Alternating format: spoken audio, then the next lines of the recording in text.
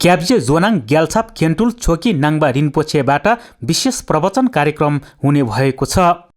कुनकेन डोल्पोपा शेराप ग्याल्छेनका सोरा ठेलीमा सङ्कलित धार्मिक कृतिको आगम तथा प्रवचन कार्यक्रम काठमाडौँको आरुबारी स्थित डोल्पो समाजको गुम्बामा आयोजना गरिने भएको हो।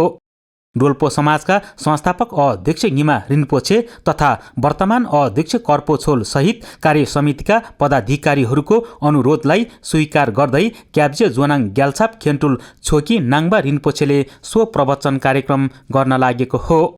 डोल्पो समाजको आयोजनामा हुने 10 दिने कार्यक्रम फेब्रुअरी 1 देखि 10 तारिकसम्म सञ्चालन हुनेछ। आगम तथा प्रवचन कार्यक्रमका लागि क्याब्जे जोनाङ ग्याल्छाप खेन्टुल छोकी नाङ्बा रिन्पोछे बिहिबार सिङ्गापुरबाट नेपाल आइपुगेका छन्।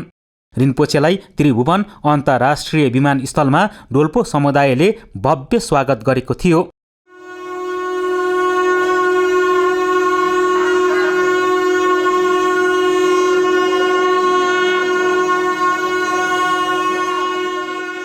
डोल्पो समाजका अनुसार हिमाली क्षेत्र डोल्पोमा जन्मिएका र स्वयं बुद्धद्वारा भविष्यवाणी गरिएका महान सिद्ध पुरुष कुनकेन डोल्पोपा शेराप ग्याल्छेनका धर्म परम्परा दर्शन र विरासतको संरक्षण तथा प्रवर्धन नै कार्यक्रमको मुख्य उद्देश्य रहेको छ। डोल्पोवासीहरूको साझा आस्थाको धरोहर मानिने कुनकेन डोल्पोपा शेराप ग्याल्छेन, जसलाई डोल्पो बुद्धका रूपमा समेत चिनिन्छ। डोल्पो समाजका अनुसार कार्यक्रमले हिमाली डोल्पोको धर्म संस्कृतिको सम्वर्धन, विश्व शान्तिको कामना तथा विशेष गरी नेपालमा सुख शान्ति र समृद्धिको सन्देश फैलाउने लक्ष्य लिएको छ।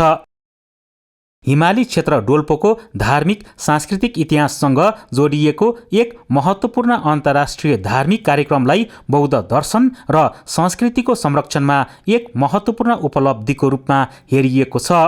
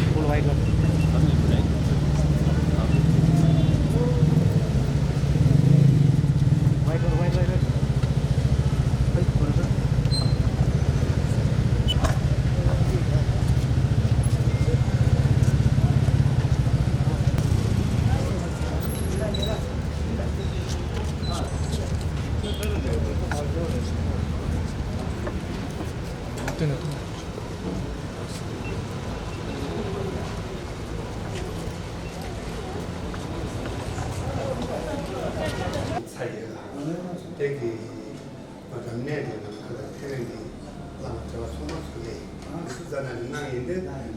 der Rennendos.